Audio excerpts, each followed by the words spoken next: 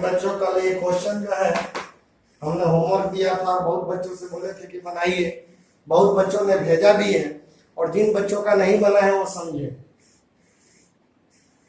fx बराबर दिया हुआ है 8x क्यूब और gx बराबर दिया हुआ है x पे पावर 1/3। तो गॉस और फॉग निकालना है। मोस्ट इंपोर्टेंट क्वेश्चन इस बार आया हुआ है। तो गॉस इंटू जी इंटू fx के यहाँ पर वैल्यू रख दो 8x क्यूब। अब देखो fx का वैल्यू 8x क्यूब है, fx हटा के 8x क्यूब।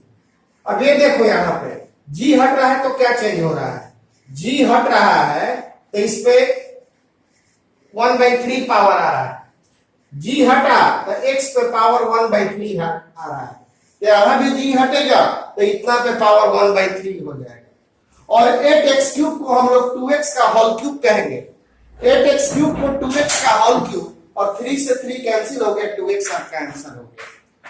देखिए fx के यहाँ पे 8x क्यूब, अब g हट रहा है तो क्यूब रूट आ रहा है। g हट रहा है तो क्यूब रूट, तो g हटा तो x था तो x पर क्यूब रूट, 8x क्यूब है तो 8x क्यूब पर क्यूब रूट। और 8x क्यूब को 2x का होल क्यूब लिखेंगे और ये कैंसिल हो जाएगा और आपका आंसर आ गया। अब फॉग के लिए आइए f इंटू gx। अब gx यहाँ पे x छुपा रहता है और o हटा के ऑफ का मतलब इंटू gx का वैल्यू x पे पावर 1/3। gx का वैल्यू ये वाला रख दीजिए। अब देखो यहाँ पे क्या हो रहा है, 8 हट रहा है तो 8 आ रहा है। यहाँ पे क्या चेंज हो रहा है, 8 हटा तो 8 आया और इसका क्यूब हुआ। यहाँ पर 8 हटा तो 8 आया और x का क्यूब हुआ। तो यहाँ पर भी 8 हटेगा तो 8 आएगा और इसका क्यूब होगा। तो इसका क्यूब कर दिए तो इसका वैल्यू आपका हो गया 8x, आंसर हो गया। अब 9 तक हम आपको पिछले वीडियो में बता चुके थे। अब आप लोग 10 नंबर देख लीजिए। ये कह रहा है कि f such that x tends to y एक व्युत्क्रमणीय फलन है। तो सिद्ध करना है कि f का प्रतिलोम अद्वितीय है। आपको सिद्ध कर देना है कि f का प्रतिलोम अद्वितीय है। तो माना कि f का प्रतिलोम g1 तथा g2 है।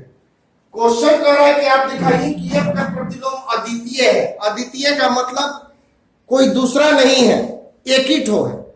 और द्वितीय का मतलब होता है f का प्रतिलोम बस एक है। और हम इसको रिवर्स मान के प्रूफ करेंगे। हमने मान लिया कि f का प्रतिलोम g1 तथा g2 है। तो फॉग g1 बराबर क्या होगा, आपको हमने परिभाषा में बताया है कि f और f इनवर्स एक दूसरे का प्रतिलोम होगा। तो f इंटू f इनवर्स बराबर होता है I, आइडेंटिटी होता है। तो ये हो गया आइडेंटिटी रिलेशन I। और फॉग g2 बराबर भी क्या होगा I, क्योंकि दोनों प्रतिलोम है। अब देखो f इनवर्स o इधर भी लो, अब एक को लेके चलो। फॉग g1 बराबर I, f इनवर्स o इधर भी लो, f इनवर्स o इधर भी ले रहे हैं। और f इनवर्स o और f ये दोनों मिलके हो जाएगा आपका I। और f इनवर्स और I मिलके हो जाएगा f इनवर्स। I से फंक्शन पर कोई प्रभाव नहीं पड़ता है, वो आइडेंटिटी मैट्रिक्स है। और f और f में इनवर्स मिलके क्या हो जाएगा, आपको मैट्रिक्स में भी पढ़ाए हैं कि a और a इनवर्स मिलके आइडेंटिटी मैट्रिक्स होता है। तो f और f इनवर्स का प्रोडक्ट हो जाएगा I और I और o g1 का वैल्यू हो जाएगा g1। तो g1 का वैल्यू आ गया f इनवर्स। फॉग g1 लिए, दोनों तरफ f इनवर्स लिए, f इनवर्स और f मिलके हो गया I और f इनवर्स इधर भी हो गया और I और g1 मिलके हो गया g1। इसी तरह से फॉग g2 बराबर I। तो f इनवर्स लोगे तो इसका भी वैल्यू इतना ही आ जाएगा। खाली या g2 करते चलोगे इसका भी आएगा। तो देखो g1 और g2 दोनों का वैल्यू बराबर आ गया कि नहीं। तो इसीलिए कहेंगे कि f का प्रतिलोम अद्वितीय है, क्योंकि हम 2 को मान के चले और जब आगे प्रूफ कर रहे हैं तो देख रहे हैं कि दोनों का वैल्यू एक ही चीज है। तो दूठो चीज कहां हुआ, आगे चल के तो दोनों सेम हो गया। इसीलिए f का प्रतिलोम जो है अद्वितीय है। आपको सिद्ध कर देना है f इनवर्स का इनवर्स बराबर f।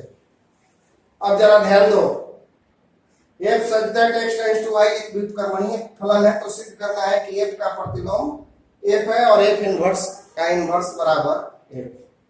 देखिए इस फंक्शन को हम लोग इस तरह से लिखेंगे, अगर ऑर्डर पेयर के रूप में पहले लिखिए तो ऑर्डर पेयर के रूप में लिखोगे तो ए है आपका x का वैल्यू और ये है आपका y का वैल्यू। आपको शुरू से बता रहे हैं 1.2 से, ये x है और ये y है, तो इसको कैसे हम लोग लिखेंगे, x वाला 1, y वाला, x वाला फिर y वाला फिर x वाला फिर y, f हो गया।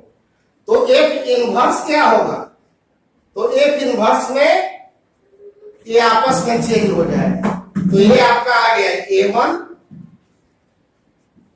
b2 और c3, ये आपका f इनवर्स होगा जो कि निकालना था। f लिख दिया f इनवर्स, तो इसको पलट दीजिए f इनवर्स आएगा। फिर कह रहा है कि आप f इनवर्स का इनवर्स निकालो, फिर इसको पलटो, ये हो गया। एक बार पलटे तो f इनवर्स हुआ और फिर पलटेंगे तो f इनवर्स का इनवर्स होगा और ये होगा 1a 2b और 3c।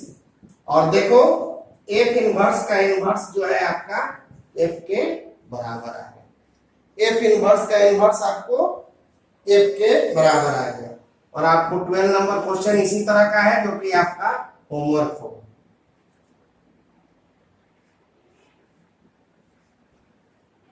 12 नंबर में याद करोगे आप f बराबर मान लोगे xy, क्योंकि उसमें दिया हुआ नहीं है, इसमें सब एलिमेंट दिया है उसमें एलिमेंट नहीं दिया हुआ है, इसलिए आप लोग 12 नंबर में f बराबर xy निकाल करोगे और उसमें भी आपको यही दिखाना है f इनवर्स का इनवर्स बराबर f। बहुत इंपॉर्टेंट क्वेश्चन है ये, आपको fx बराबर दिया हुआ है 3 माइनस एक्स क्यूब का 1 क्यूब रूट, तो f(x) बताइए क्या होगा।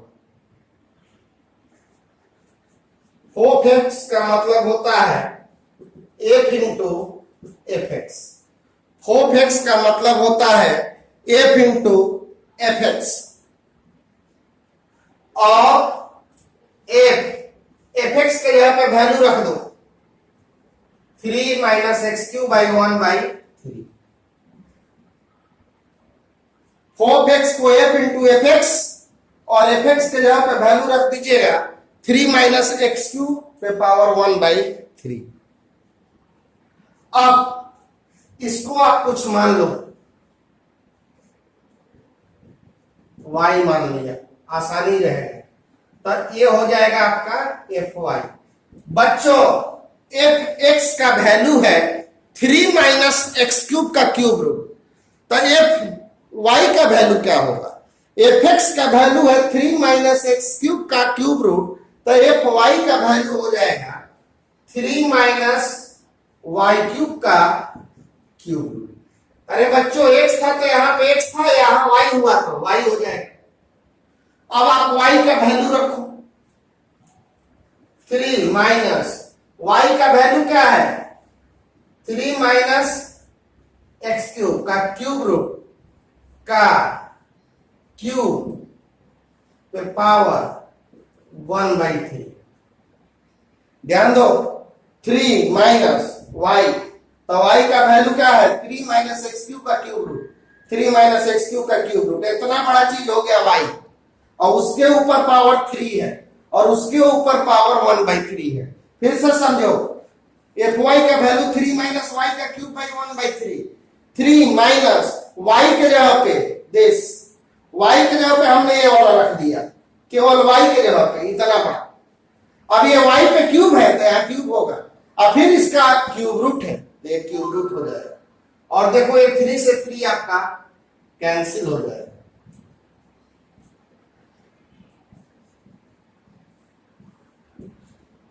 ये कैंसिल हो गया, तो एक्स क्यूब पे पावर 1 बाई 3 और ये कैंसिल कराओगे तो इसका वैल्यू आ जाएगा। फिर से देखो f(x) f into fx, fx के जगह पे ये वाला रख दिया, इतना को मान लिए y, तो ये हटा के y, x है तो 3 माइनस एक्स क्यूब, तो fy है तो 3 माइनस वाई क्यूब, fz है तो 3 माइनस जेड क्यूब, तो fy है तो 3 माइनस वाई क्यूब पे पावर 1 बाई 3। अब y के जगह पे वैल्यू रखिए क्यूब, y के जगह पे हमने ये वाला रख दिया फिर क्यूब है तो क्यूब, और फिर 1/3 माइनस अंदर हो गया, ये कैंसिल हो गया और यही आपका आंसर हो गया। fx बराबर दिया हुआ है 4x बटा में 3x प्लस 4, कह रहा है कि एक का प्रतिलोम बताइए क्या होगा।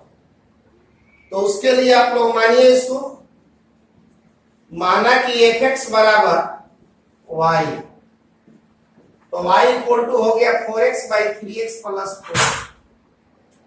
एलसीएम ले लो,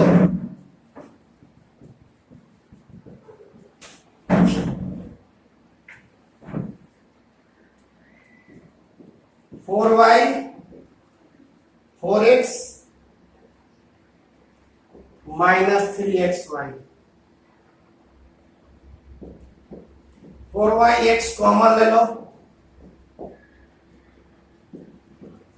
4y बराबर 4 minus 3y equal to x, और इसी x को तो हम लोग क्या बोलते हैं आप 4 माइनस 3y, और इसी x को बोलते हैं f इनवर्स y, और यही आपका आ गया। इस तरह से आपका 1.3 एक्सरसाइज खत्म हो गया। अब आज हम लोग पढ़ेंगे एक्सरसाइज 1.4 बाइनरी ऑपरेशन।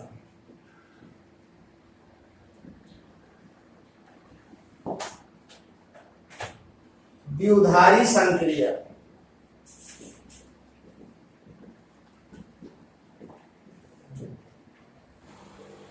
किसी समुच्चित ए में द्विधारी संक्रिया, बहुत सिंपल भाषा में समझिए। ये स्टार जो है आपका बाइनरी ऑपरेशन है, और स्टार क्या करता है कि दो एलिमेंट को एक एलिमेंट में कन्वर्ट कर देता है, दो एलिमेंट को एक एलिमेंट में कन्वर्ट करता है, लेकिन उसके लिए कंडीशन ये होना चाहिए कि वो दो एलिमेंट भी ए का होना चाहिए और दोनों का कन्वर्सन भी ए में होना चाहिए।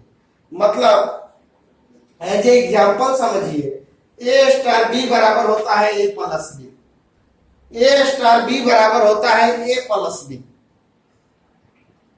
तो जहां ए भी क्या होना चाहिए ए का, बी भी क्या होना चाहिए ए का, और ए प्लस बी भी क्या होना चाहिए ए का, ए स्टार बी भी क्या होना चाहिए ए का होना चाहिए।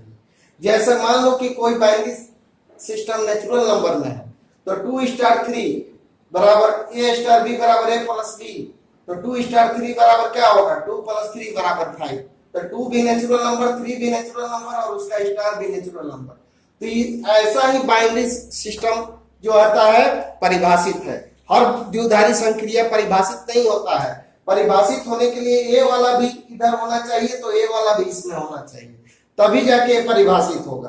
तो किसी समुच्चय में द्विधारी संक्रिया क्या करता है कि दो फलनों को एक फलन में कन्वर्ट कर देता है, और इसको हम लोग ए स्टार बी या कभी कभी ए ओ बी के द्वारा भी सूचित करते हैं, या और भी बहुत सारा चीज दिया रहेगा, लेकिन उसका अर्थ दिया रहेगा कि इसका मतलब ये द्विधारी संक्रिया।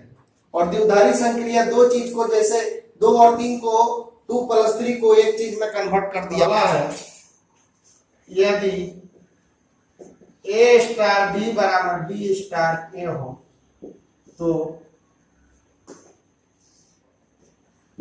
स्टार क्रम विनियम होता है। तो स्टार जो होता है क्रम विनियम होता है। ऐसे समझिए कि एग्जांपल मान लो कि नेचुरल नंबर में जिसका डोमेन भी नेचुरल नंबर, कोडोमेन भी नेचुरल नंबर, तो ए स्टार बी जो है आपका ए प्लस बी, तो 2 स्टार 3 लोगे तो इसका वैल्यू 2 प्लस 3 बराबर 5, और 3 स्टार 2 लोगे तो 3 प्लस 2 बराबर 5। तो हम लोग बोलेंगे कि 2 स्टार 3 स्टार 2 जो है क्रम विनियम है। ये जो आपका है क्रम विनियम है, ये जो है क्रम विनियम है। लेकिन अगर यही a star b equal to a minus b होता तो ये क्रम विनियम नहीं होता। पहले तो ये नेचुरल नंबर में परिभाषित ही नहीं है, और अगर यहाँ पे आप इंटीजर लेते, अगर इस तरह से लेते जेड क्रॉस जेड, जेड पूर्णांक संख्या है, तो बी ए परिभाषित नहीं होता क्योंकि ए स्टार बी का वैल्यू बी स्टार ए के वैल्यू के बराबर नहीं है। जैसे 2 स्टार 3 लोगे तो इसका वैल्यू आ जाएगा -1 और 3 स्टार 2 लोगे तो इसका वैल्यू आ गया 3 - 2। दोनों का वैल्यू अलग अलग आ रहा है। तो ऐसे संक्रिया को हम लोग क्रम विनियम नहीं कहते हैं। क्रम विनियम के लिए ए स्टार बी बराबर होना चाहिए बी स्टार ए के, तो हम लोग क्रम विनियम कहेंगे। ये पहला रूल। स्टार साहचर्य कहलाता है यदि ए स्टार बी स्टार सी बराबर ए स्टार बी स्टार सी हो। अगर ये दोनों बराबर है तो साहचर्य कहलाएगा। जैसे मान लो पूर्णांक संख्या में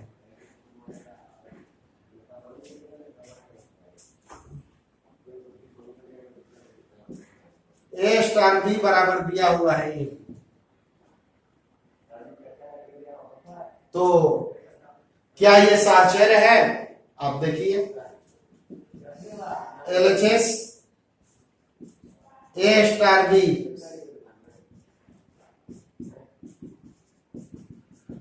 ए स्टार बी का वैल्यू ए बी है तो बी स्टार सी का वैल्यू क्या होगा? पहले ये वाला निकालेंगे ब्रैकेट के अंदर वाला। ए स्टार बी का वैल्यू ए बी है तो बी स्टार सी का वैल्यू बता। ए स्टार बी का वैल्यू ए बी तो बी स्टार सी का वैल्यू हो जाएगा बी सी। और A star B C, A star B का value A B, A star B C का वैल्यू क्या होगा? A B C. अब आप RHS में आ जाओ। ए स्टार बी स्टार सी, देखो ए स्टार बी का वैल्यू क्या है? ए बी है, ए बी लिखो। और ए बी स्टार सी का वैल्यू क्या हो? दोनों का मल्टीप्लाई ए बी सी। तो हम दोनों का वैल्यू देख रहे हैं कि बराबर है, तो हम लोग बोलेंगे कि ए स्टार बी जो है साहचर्य है। ए स्टार बी जो है आपका साहचर्य है। ये आपका सेकंड नियम हो गया। आज थर्ड प्रॉपर्टी है द्विधारी संक्रिया star such that a cross a के लिए एक अवयव ई जो कि ए का सदस्य है हो तो ई को तत्समक अवयव कहा जाएगा। ई को तत्समक मतलब वही आई वाला, ई को तत्समक अवयव कहा जाएगा यदि ए स्टार ई और ई स्टार ए दोनों का वैल्यू कितना है। किसी द्विधारी संक्रिया में ए स्टार ई और ई स्टार ए दोनों का वैल्यू अगर पाहिका के बराबर आ रहा है, कभी मान लो कि ए स्टार बी बराबर बी स्टार ए बराबर आ गया ए, तब बी आपका क्या हो गया? तत्समक अवयव हो गया। अगर ए स्टार बी और बी स्टार ए का वैल्यू ए के बराबर है तो ए को हम लोग तत्समक अवयव कहेंगे। और चौथा प्रॉपर्टी है कि द्विधारी संक्रिया star such that a cross a tends to a में ए स्टार बी बराबर तत्समक अवयव। ई क्या है? इस पूरे द्विधारी संक्रिया में ई जो है तत्समक अवयव है। तो अगर ए स्टार बी बराबर ई बराबर बी स्टार ए हो तो बी को ए का प्रतिलोम व्युत्क्रम कहा जाता है और इसे हम लोग ए इनवर्स के द्वारा सूचित करते हैं। बी को ए का प्रतिलोम कहेंगे और इसे ए इनवर्स के द्वारा सूचित करेंगे। और एक है द्विधारी संख्या की संख्या। इससे आपको ऑब्जेक्टिव आता है कि कभी कोई सेट दे दिया, मान लो एक सेट दे दिया ए बी, अब पूछ दिया कि द्विधारी संक्रिया की संख्या बताइए, तो इसका संख्या का फॉर्मूला हो जाएगा। इसमें क्या कोई एलिमेंट है? 2 ठो, तो 2 स्क्वायर यानी इसका हो जाएगा 2 पे पावर 4 यानी इसका हो जाएगा 16। अगर आपको इसमें 3 एलिमेंट